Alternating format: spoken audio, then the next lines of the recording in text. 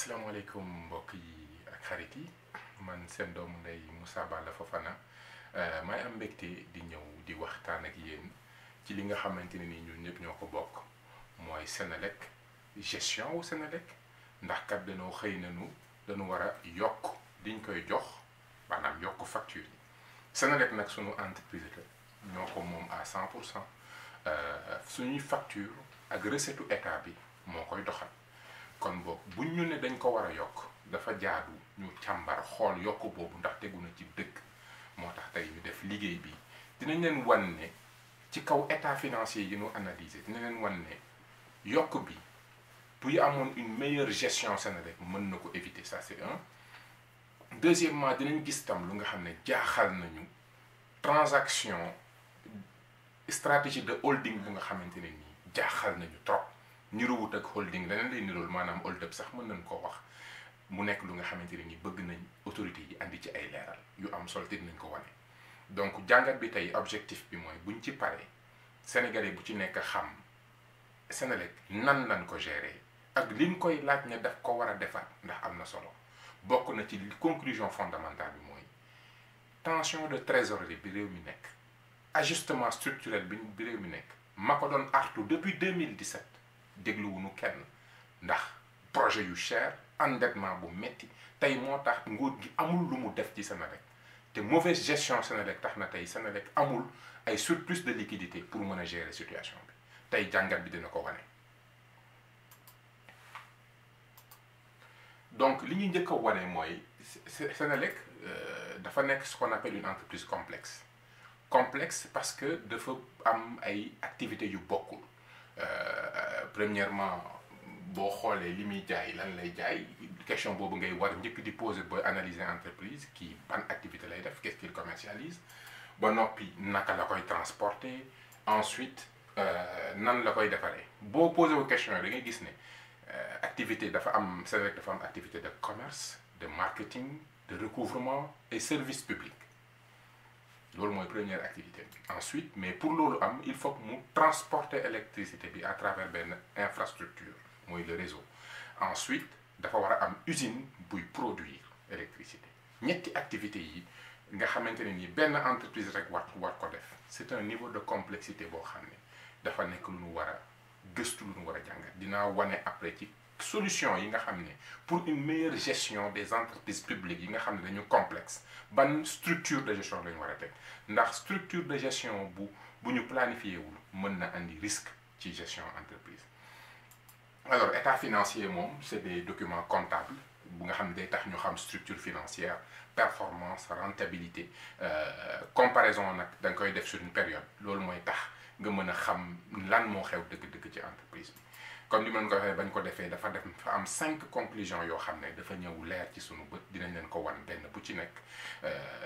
ku objectif rek dina xam ne lii ci état financier Senelec la jóge ñun inventé wuñu ko dañ ko analyser calculer ko tegal leen ko bi njëkk jàngat bi ñu njëkk a def rek mooy dafa am càggante ci potentiel d'affaires bi nga xam ne tey Senelec waroon na ko am bu ngeen gisee tableau bii li mu leen di wan mooy 2011 ba 2017 lañ comparé situation wu ñaata sénégalais ñoo am électricité ak sénégalais yi amul woon te waroon a am lan lañu représenté ci xaalis bu waroon mën a dugg bu fekkonte ne ci 7 ans yi def nañ liggéey bu am solo. 2011 on y avait 1 440 000 ménages au Sénégal environ da ngay jël population bi divisé ko par 9 muy nombre moyen de familles il y avait 901 000 clients Sénégal donc pénétration de 62%. 7 ans après. 1 700 000 environ ménages 1,3 million de clients pénétration de 77%. Progression de 2% chaque année mu nekk lu yées loo xam ne baaxul ça veut dire que 23% des Sénégalais n'ont pas d'électricité ça veut dire que 3,5 millions Sénégalais la te 350 000 ménages yooyu buñ ko comparé ak chiffre d'affaires 339 milliards bi nga xam ne 1,3 million de clients ñoo ko def. potentiel d'affaires bi ci nekk mooy loo xam ne mënoon nañ koo am te amuñ ko yekk toll na ci 70 milliards potentiel la donc loo xam ne buñ ci gëstu woon fexe ba ci 7 ans yi ñu am réseau bu jotal sénégalais yëpp ñoo ñëpp bu ñu fayoon tey am na 70 milliards yoo xam ne mënoon na dugg mën na nekk 70 comme 60 comme 50 mais li am solo rek mooy potentiel bi boo ko xoolee ak 12 milliards yi ñuy laaj gis nañ ne rek ne bu ñu investiroon ci réseau bu nga xam ne commune bu nit nekk rek am na électricité tey jii am na lu mënoon dugg ci gafa gi te dugg ci. donc li ma bëgg a wane aussi mooy même 2% yi du ci njàmbaaru Senelec ndax boo xoolee population wu Sénégal mi ngi yokk de 3% par année lii rek mooy la reproduction une dynamique tout à fait naturelle 3% les Sénégalais di yokk. Deuxième dynamique bi mooy pyramide des âges sénégalais yi nga xam ne ils sont entre 25 et 30 ans mooy ñi nekk fii ils représentent plus de 2 millions de Sénégalais tey ji ñooñu ñooy ñi nga xam ne ñoo war a samp ay kër yu bees war a demander du service électricité de nouveaux ménages potentiels yi arrivé sur le marché. Donc da ngay gis ni fii structure bi rek tax na chaque année nit ñi dañuy samp ay kër soxla électricité. Dernière bi mooy ce qu'on appelle l'exode rural ak la concentration urbaine nit ñi dañuy bàyyi zone rurale yi di concentrer wu dans les zones urbaines concentration boobu day tax nit ñi di demander plus d'électricité lii moo tax client wu Sénégal Senelec di yokk mais nekkul Senelec mooy dem ci nit ñi bu doon y a une croissance de 7% 6% ñu ne ah croissance bii de moo ëpp croissance démographique mën na raw rythme de pyramide des âges ba noppi mën na raw lii donc war nañ mën a jàpp ne Senelec mi ngi def ay jéego ci fexe ba ñëpp jot électricité pour xaalis bu gën a xaalis bu ëpp loolu mën a dugg ci gafe gi lii nii kenn mënu ko weddi c'est ce qu'on appelle des dynamiques territoriales ni muy amee impact sur une entreprise. Donc potentiel d'affaires bi sàggante ak yaafus toog di xoole nit ñi di ñëw mais yow doo planifier lu nga xam ne ñëpp ba pare nañ pour fay ko ñëpp ko soxla nga am ci monopole di jot subvention te mënoo fexe ba assurer ce service public te mënoo comprendre ne mënoo émerger bu dee ñëpp amuñu électricité. Un pays émergent bokk na ci liñ koy nattee mooy li ëpp ci électricité bi entreprise yi ñoo koy consommer te ñun toll na ci 4% alors que dans les pays émergents mi ngi tàmbalee ci 40 jëm kaw 40% jëm kaw. bi ci topp dañuy xool parce que nee nañ baril de pétrole bi moo tax ñuy laaj mu yokk te pourtant ñoom bi ñu yegsee tableau bi dalay wan de 2012 à 2017 baril de pétrole bi dafa jógee de 109 97 96 tombé à 52 dollars 40 dollars 52 dollars. 2012 li ñuy jënd ci baril de pétrole rek toll na 96% du chiffre d'affaires u Senelec jógee na 96 ba tombé 42% du chiffre 48% 56% boo ko defee en volume de milliards yi nga xam ne c'est des économies de coûts 12 8 126 161 milliards boo ko boolee c'est 307 milliards d'économies de coûts comparé ak li ñu defoon ci Senelec ci combustible xaalis bii rek mënoon na permettre période bii nga xamante ne nii dafa am ay économies de coûts yu dégagé wu c'était la bonne période pour faire des investissements yoo xam ne day tax nit ñi gën a mën a jot nga ubbi sa réseau parce que le combustible coûte cher nga yokk sa réseau def say planification augmenter sa capacité de production dinañ xool ndax capacité de production bi changé na wala ñu ngi dëkk ci jaay bi ci jënd ak a jaay ba léegi. Donc ça c'est les chiffres de l'OPEP coût du pétrole tey ñu ngi naan ñu pétrole bee yokk mais pétrole bi 2018 69 2019 62 wàññeeku na encore te période bi yëpp gis ngeen 40 50 49 96 52 dollars donc gis ngeen da leen woon donc ne bénéfice yi ñu fi déggoon nit ñi di ko bàkkoo naan bi ñu ñëwee ñun le bénéfice commencé am 2015 baril bi était à 49 dollars 2017 baril bi était à 52 dollars période bii bu fekkente ne yow li nga doon jëndee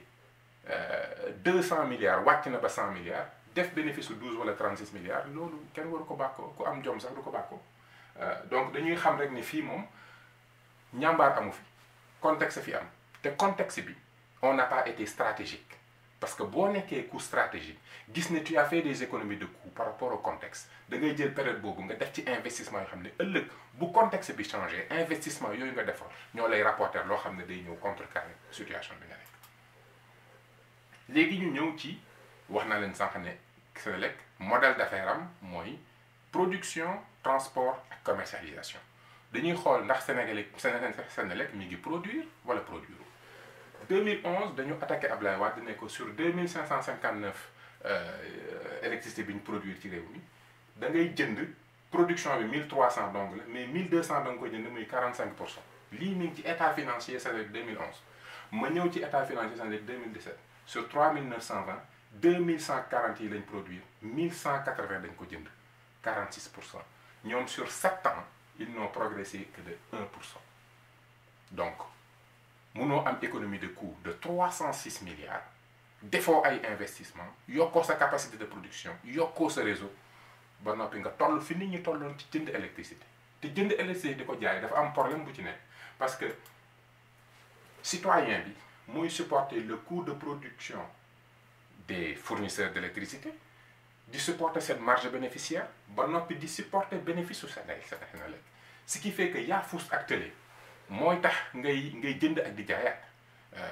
lii moom mooy maanaam rangu lii nit ñi def ci marché yi loolu la Senelec nekkee dem jënd électricité jaayaat bateau bi nit ñi découvrir nañ ne bateau turc la turc yi ñoo ko loué 5 ans 240 mégawatts mu ñuy coûter 115 milliards chaque année 675 milliards sur 5 ans te centrale buy def 250 mégawatts mi ngi coûter 150 milliards da ngay gis ne li taxoon ñu samp Senelec mooy production sax bëggatu na produire dañu jënd donc nit koo xam ne yow da nga ko sant na produire mu war a xereñ ci produire nangootu la produire day préférer jënd di jaay di rangu te loolu musiba la parce que buy rangu la ca nit ñi am yëpp citoyen bi moo koy supporter te loolu lii c'est une façon de privatiser Senelec parce que bu dee Senelec mooy produiral boppam mais léegi produiratul day jël xaalis Sénégal dem di jënd électricité day jënd dans le privé c'est une forme de privatisation ñu pare ci loolu ñëw ci entreprise boo koy analyser da ngay xool ndax alal ji muy def ci produit bi muy jaay ndax mi ngi koy recouvrer capacité de recouvrement day wane ne xaalis bi mi ngi ci biir entreprise bi waaye nekkul ci ngeen loxo fii da ngay gis ne 2012 259 milliards la ñu waroon a jot te jotuñ ko 2013 341 2015 258 2017 371 milliards il y a 371 milliards en 2017 yu nga xam ne alalu sénégalais yi la mi ngi ci loxo yenn institution yi yenn entreprise ci réew mi ak yenn mairie yi yenn ministères yi yenn direction yi nga xam ne fayuñu Senelec fayuñu sénégalais yi parce que état amul xaalis bu mu leen fayee parce que état dafa nekk en tension de trésorerie état bu fayul hôpitaux yi bu joxul xaalis hôpitaux yi mënuñu fay état su joxewul budget bu doy ci entreprise yi ak services yi ñooñu mënuñu fay mairie yi mënuñu fay ministères yi nga xam ne duñu fay xaalisu Senelec xaalisu sénégalais yi ñu ngi ci créance yi nga xam ne danoo consommer électricité sénégalais yi te fayuñu sénégalais yi te sénégalais nag bu ci produire ñu coupé sénégalais bu fayul facture ñu coupé la pourtant am na institution mairie gouvernement ministère yoo xam ne du ñu fay ndax état bi du leen jox te ñoom ñooy suuxal Senelec ñu ngi laaj sénégalais yi 12 milliards il y a 371 milliards de créances yu nga xam ne mi ngi ci réew mi tasaaroo ay entreprise ak service public yokk fii mooy dette financière bi dette financière dette non financière dette financière mooy li nga xam ne banques yi lañ ko yoree jóge nañ ci 246 milliards en 2011 nekk ci 309 milliards plus de 100 milliards bor nag lu normal la ci entreprise parce que ci bor ngay defee investissement mais boo fekkente ne da nga yokk 100 milliards de plus 246 daanaka ba 309 daanaka 60 milliards de plus dafa war a feeñ ci sa capacité de production dafa war a feeñ ci fu ne parce que loolu investissement la te gis nañ ne ratio dañuy jënd di jaay ba léegi gis nañ ne sénégalais yi près de 27% amuñu 23% amuñu électricité donc xaalis bu fan la jaar ba noppi la dette non financière mooy dette bi nga xam ne da nga ko yoreel ay fournisseurs yoreel ko état bor boo xam ne da nga ko war a fay état ay impôts yooyu gis nañ ne c'est jóge na 264 milliards dem 227 milliards donc boo boolee bor yi on est à 536 milliards d'argent yoo xam ne Senelec da ko yoreel soit banques yi soit état soit ay fournisseurs alors que ne en 2011 c'était 510 milliards donc ngay gis ne endettement wu volume mu dette bi dafa dégradé wu c'est vrai que rapporté au chiffre d'affaires fii c'est un peu mieux ça il faut le dire mais li doy waar mooy chaque année on paye 10 milliards de dette d'intérêt par an Senelec 10 milliards d'intérêt lay fay chaque année te loolu te ba léegi mënuñu am électricité bu doy ça c'est un problème lii nag moom mooy li gën a doy waar mais mooy li gën a évident ci su comportement wu politicien bu ñu jox entreprise nga yokk salaire yi jël alal ji di ko di ci baax ba nit ñi di la tagg di la way ñëpp naan dangaa baax fekk ne alalu sénégalais yi ngay jël di ci def service de dépense sociale le social mairie yi moom Sénégal moom social fii di ngay gis ne fii sax soriwu ma dew ma ba 2011 dama comparé rek 2015 2017 sur 2 ans nombre d'agents yi jóge nañ ci 2329 dem ci 2948 446 agents de plus pareegun 30 milliards lañ doon def dépense de fonction dépense de personnel ak dépense sociale ak yooyu ñu dem ci 57 milliards daanaka 27 milliards u sénégalais yi dem na ci ay dépenses yoo xamante ne nii kenn mënu la wax lan la am ci électricité bu yokku lan la am ci volume de production bu yokku lan la am ci réseau bu yokku lan la am ci coût bu wàññi 27 milliards ci dépense sociale augmentation de 27 milliards ci ñaari at il faut que ñu wax ñu lii fu ñu ko teg conclusion bi dina simple donc Senelec nit ñi la reproduction ak la structure pyramide des âges ak zone de concentration yi urbaine yi mooy tax chiffre d'affaires moo tax nombre de clients au Senelec di yokk de 2% par année mais du Senelec mooy jug di fekk ji nit Senelec day rangu di jaay c'est-à-dire que day jënd électricité di ko jaayaat Sénégalais yi à hauteur de 46%, ce qui est une catastrophe parce que ça coûte trop cher pour ñun tey dañu soxla emploi donc loolu yëpp c'est 46% yi waroon na nekk ay unités yu nekk Sénégal di jël employé ay jeunes sénégalais mais ay bateau la yuy ñëw di jënd électricité nit ñi di ci liggéey ñu koy jaayaat ñuy def bénéfice suñu kaw Senelec di defaat bénéfice suñu kaw bor bi yokk ci condition yi parce que man bor bu yokk te efficacité yokk mën naa ko accepter mais bor bu yokk ci condition yi te nag du ñu fayeeku c'est-à-dire que ni bi fi ñu fi toogee ba léegi nit ñaa ngi consommer électricité bi mais du ñu fay te ñi dul fay yëpp c'est des structures de l'État ñoo dul fay parce que justement réew mi dafa nekk en tension de trésorerie Macky Sall dafa ñëw jëlee bor bi de 350 milliards yóbbu ko ba 850 milliards daanaka 500 milliards yoo xam ne mënoon na nekk liquidité pour gérer ci problème yi xaalis boobu day dem ci entreprise yi nga xam ne entreprise étrangère yi ko defaral chantier yi nga xam ne amul benn impact sur ce qu'on appelle l'indice de développement humain mooy l'éducation la santé l'alimentation ak la qualité de vie te loolu mooy indicateur bi gën a am solo pour développement 10 milliards d'intérêts 307 milliards d'économie de coûts wane naa ko vous avez eu 307 milliards d'économie de coûts donc def bénéfice su 10-12 milliards loolu kenn waru ko bàkkoo ba noppi 27 milliards de dépenses sociales yu nga xam ne nii kenn mënu la expliquer fan lañ ko teg 27 milliards en 2 ans tey ñu bëgg Sénégalais yi fay 12 milliards de plus ku ci nekk na jugé ndax jaadu na fii nag mooy jàngat bi état financier yi gis ngeen ça n'a rien de compliqué lii ku ko gis bañ ko reconnaître xëy na da nga féete wala da nga manqué objectivité mais je pense que ni lii leer na léegi nag dañuy ñëw ci li nga xam ne man bi ma ko gëstuwee nekk na loo xam ne dafa jaxase sama xel en tant que banquier spécialisé wu ci transfert d'entreprise xam nu transaction yi di demee gisuma vraiment naka la Akilee mën a jékkee-jékkee ñu fas yéene koo jox lañ ko bëgg a jox man bëgg naa ay explication parce que je ne trouve pas que c'est justifié à aucun point de vue damay expliquer rek ne Senelec actuellement c'est 1,3 million environ clients yuy rapporté 339 milliards xaalis bu nga xam ne dañ koy fay ci application mobile yi muy dugg ci gafak Senelec deux types de clients le Senelec am les clients basse tension environ 1,329,000 donc gis ne c'est près de 99% des clients ñooñu jamono ji benn chinois bu tudd Ewings Group moom moo jox Senelec serveur am pour que képp ko bëgg a fay di fay jaar ci ñoom. Deuxième type de clients yi mooy les clients moyenne et haute tension ils ne sont que 2161 Akilee moo leen di gérer parce que entreprise bu ndaw la boo xam ne ça a été créé en 2011-2012 avec un chiffre d'affaires de 1 million en 2017 seen chiffre d'affaires n'était que de 800 millions entreprise bu ndaw la entreprise bu ndaw bii tey jii nag moom moo jaaxal nit ñi ci liñ ko fas yéene jox ak accusation yuy tourné wu ci ñoom il faut que audit am ñu xam dinaa leen leeral lu tax ñuy wax loolu.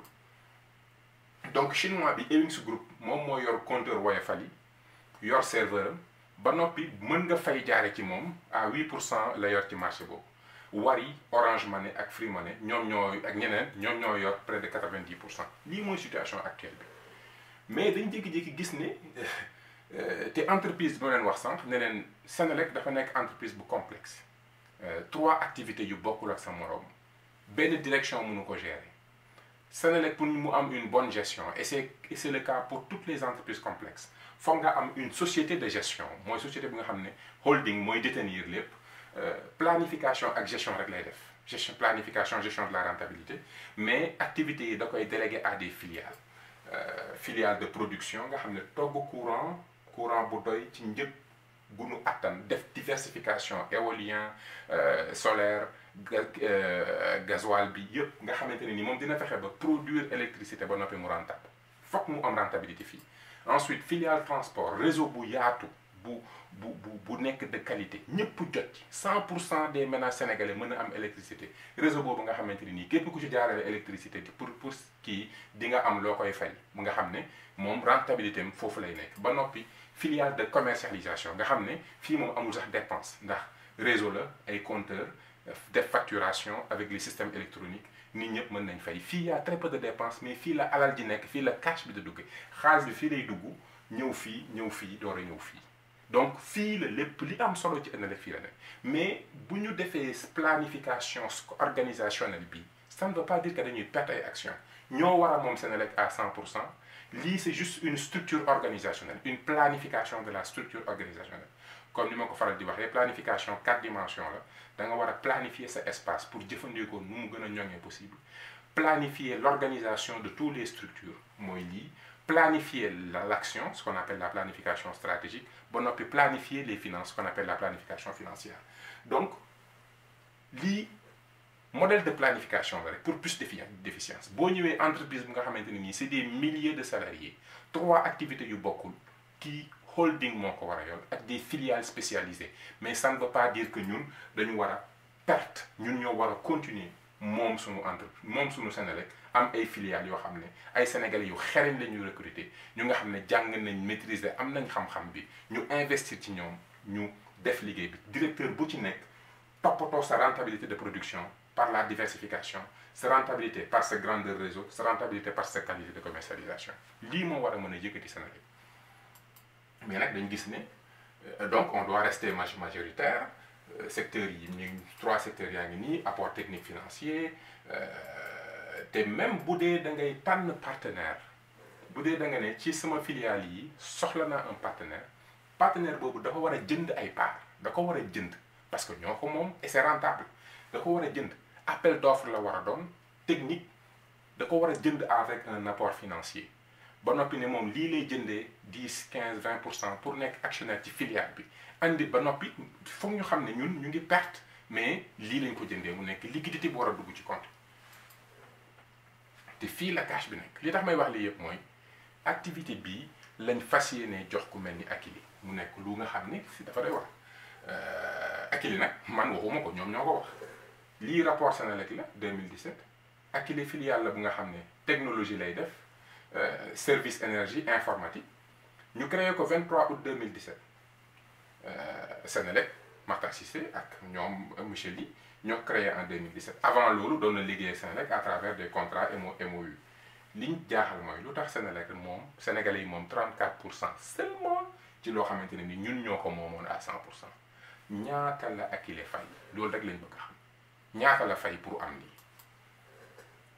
Akilee directeur Akilee moo wax li ne vision bi ñu am ak directeur wu kii moo tax ñu liggéey ak Makhtar Cissé lii mi seen site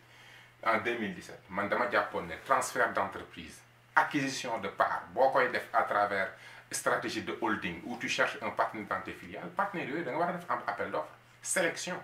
ñu jogante qui propose mieux loolu moo war a mën a tax ñu mën a joxe suñuy part Akilee avant loolu Ines entreprise la woon Amadou Ly moo ko créé en 2013 chiffre d'affaires am c'était 1 million plus tard 882 millions seulement même pas 1 milliard ba noppi fii ñu ne ils détiennent ci activité bi ils détiennent ñoom 34% les sénégalais yi am Akilee des promoteurs initiaux sénégalais ñoo moom 68% dañ bëgg a xam ñoo ñan lañ ñan ñoo nekk fii ci ginnaaw fii loolu rek lañ bëgg a xam bëgguñu xam leneen ak naka la ñu mën a joxe 66% ci loo xam ne ñun comprendre lu ñu bi ci des mooy gis nañ ne Akilee dafay am des transactions wala boog des relations ak EDF apparemment c'est un ancien employé sax de EDF liggéey na fa 3 ans donc nañu wax lan moo xew ci sunu entreprise nationale bi bu weesoo électricité bi ñu jël production bi ñu jël privatiser ko léegi bu fekkente ne dañ ko bëgg a privatiser ci Akilee te Akilee 2000 clients la doon gérer naka la mën a gérer près de 1,3 million de clients ba noppi amul xaalis bi. et d'ailleurs looloo tax man ma ñott trop ci accusation bi nga xam ne ay cadres Senelec ñoo génn di accuser ne depuis plus de 3 ans def nañ ay bons de commande de 187 milliards pour dugal ko ci biir Akilee. donc lii il faut que ñu auditer ko ñu wax ñu ndax lii parce que man en tant que financier nit mën na wax lu mu mënul mais mënul def lu mu mënul. man pour man Akilee avec 1 milliard mënut a gérer tous les clients du Sénégal mënu ko donc lii nañ ñu wax naka nañ def audit et c'est important que ñu leeral ñu donc question yi sénégalais war a poser rapidement lu tax Akilee lu tax beneen entreprise lu tax amul appel d'offre ñaata la Akilee fay pour am lii mu am pourquoi 34% seulement lu tax ñu koy jox 66% ñan sénégalais ñoo nekk foofu loolu tam on aimerait bien comprendre ak ñaata xaalis moo jóge Senelec dem ci Akilee on aimerait vraiment le comprendre qui sont les actionnaires lan moo dox diggante Akilee ak EDF PDG Akilee était vraiment employé EDF loolu moom c'est sûr je l'ai vu comment Akilee passe de 3000 clients à 1 million 3000 clients avec un chiffre d'affaires de 1 million un chiffre d'affaires de 1 milliard donc on comprend lu tax ay cadres naan il y a 184 milliards yoo xam ne jox nañ ko Akilee à travers des bons de commande loolu il faut audit am ci pour ñu xam ne sunu alal bi ñu jël joxe ko nan la demee donc lii laa andi woon pour suma mbokk yi tey may jégalu nag parce que diggo woon naa ko bu yàgg mais jot gi moo manqué woon te yii dafa laaj gëstu jël temps xool état financier sur 7 ans def ay gëstu ndax bëgguñu wax lu amul bëgguñu wax lu ñu wóorul dañ bëgg nit ku fi ñëw rek dégg fi xam-xam dégg fi dégg fi lu nga xam ne dañ ko teg ci gëstu bu am solo lii dafa nekk lu doy waar sunu entreprise nationale ak sunuy recette niñ ko mal géré moo tax tey ñu ñuy laajaat xaalis pétrole bi yeggu fi fu spécial te une bonne gestion aurait pu éviter tout cela gis nañ opportunité yi nga xam ne on les a lâchées gis nañ manque d'objectivité ak ni ñu gérer Senelec donc ma leen di gërëm di leen sant bëgguma guddal lii mooy faral di wax rek ne xam-xam du pexe réew dañ ko yor ci xam-xam dëgg liggéey ak yërmande ci askan bi lii ku ko gis xam ne yërmande amu fi dëgg amu fi gëstu amu fi politique moo fi nekk politique bu nga xamante ni dina yàqal lu bëri askan bi ndax électricité dafa nekk rampe de lancement wu émergence dañ ko soxla c'est l'énergie famille yi dañ ko soxla kër yi dañ ko soxla en tout cas maa ngi leen di gërëm di leen sant kenn ku ci nekk turam ak sa tam di leen jox daje ba beneen yoon incha allah rabbi jërë ngeen jëf